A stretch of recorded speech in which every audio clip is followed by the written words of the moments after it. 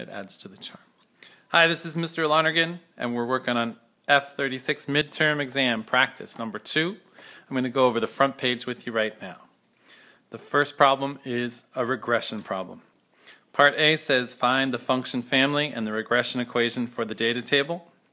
And Part 2 says also make a prediction for the final table entry. This is stuff we did long ago. So the first step is to look and see the first and second differences so we can figure out which family this is. From our notes way back, we knew that if it has a constant first difference, it's a linear, a constant second difference is quadratic, constant third difference is cubic.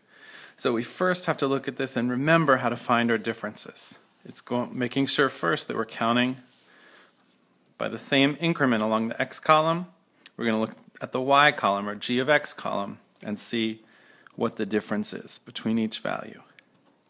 First one is from 125 to 80. What's the difference?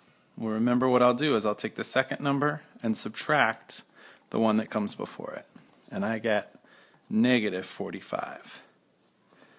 From 80 to 45, I'm going to do 45 minus 80 to get negative 35. And I'm going to work my way down. I went ahead and did the first difference here on my chart. If you want to, stop the video and see if your numbers match with mine. I got negative 45, negative 35, da da da da da da da da. Okay? When I look at this, this is what's called the first difference. And when I look at that, I'm starting to see a pattern, but it's not constant yet. And if it's not constant yet, I need to keep going. Through the magic of video, I'll show you that I kept going. The second difference is right here. Again, the second number minus the one that came before it. It's a little tricky when I've got a negative minus a negative. Got to keep track of those repeated negatives, and I end up for a second difference of 10 all the way down. That means that this is a quadratic function. So now that I know it's a quadratic, I'm going to write that on my sheet and move on to phase 2 of the problem. That involves using the calculator. So just to model, we'll see the buttons right in front of us on the calculator. And the first step, if you remember, turning the calculator on and then go into stat mode. I want to enter these numbers in list 1 and list 2. Oh, when I do that, list 1 looks like there's already stuff there. So if I've already got numbers in the list, I'm going to go up to highlight where the L1 is, press clear, enter, and now I can enter my numbers. Negative 5, negative 4, negative 3, negative 2, negative 1, 0, 1, 2, 5. List 2, I've already made sure to enter those on the calculator. They should be the same.